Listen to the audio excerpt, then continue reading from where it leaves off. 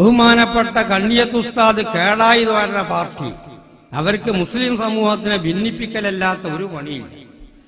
Gulf നാടുകളിൽ പോയി അവിടെയുള്ള അറബികൾ ഇവിടുത്തെ വർത്താനവും ഇവിടെ ഉസ്താദന്മാർ പുറത്താക്കിയ കൂട്ടരാണ് ഇവരെന്ന് ഓലറിയില്ലോ.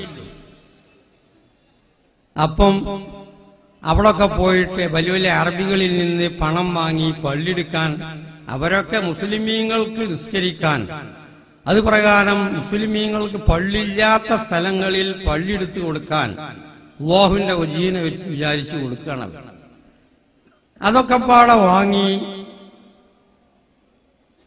ഒരാവശ്യമില്ലാത്ത മുസ്ലിമീങ്ങളുടെ കെട്ടിപ്പടുത്ത ഓരോ മഹല്ലത്തിന്റെയും പള്ളിയും മഖ്ബറയുള്ളതിന്റെ നേരെ മുമ്പിൽ പള്ളി. ഇങ്ങനെ മഹല്ലത്തുകളിൽ ഭിന്നിപ്പുകൾ ഉണ്ടാക്കി തീർത്തതിൽ വലിയൊരു പങ്ക് വഹിച്ചവരവരവർ.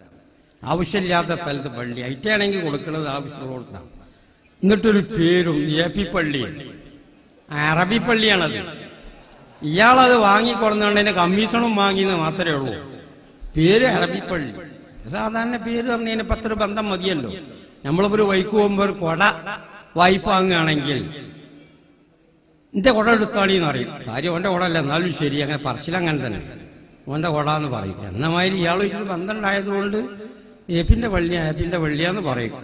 പക്ഷെ ആ മിക്ക ഭാഗത്തുള്ള പള്ളികളും ആവശ്യമില്ലാത്ത സ്ഥലത്ത് മുസ്ലിമീങ്ങൾക്കുള്ള മഹല്ലത്തിൽ ഭിന്നിപ്പുണ്ടാക്കാൻ ആണതൊക്കെ ശ്രമിച്ചത്. അത് പ്രകാരം തന്നെ ഇവിടെ മദ്രസ നടത്തുന്ന പല കക്ഷിയുണ്ട്. ദക്ഷിണക്കാരുണ്ട്, അത് പ്രകാരം തന്നെ സംസ്ഥാനക്കാരുണ്ട്. വലിയ അലമ്പൊന്നുമില്ല. അങ്ങനെ ഓല മദ്രസയിൽ ഓലും നടക്കണ്, നമ്മളെ മദ്രസയിൽ നമ്മളും നടക്കണ്. ഇവര് മദ്രസ കുടിച്ചാനായിട്ട് അങ്ങനെ കുഴപ്പം പിത്തനെയൊക്കെ ഉണ്ടാക്കിയിട്ട് ഓരിയൊക്കലും, ഒരു സ്ഥാപനത്തിന് വഖഫ് ചെയ്യപ്പെട്ടതായിരിക്കുന്ന വസ്തു അല്ലെങ്കിൽ അതിന്റെ സ്ഥലം എങ്ങനെ ഓരിയൊക്കെ ശരീഅത്തിൽ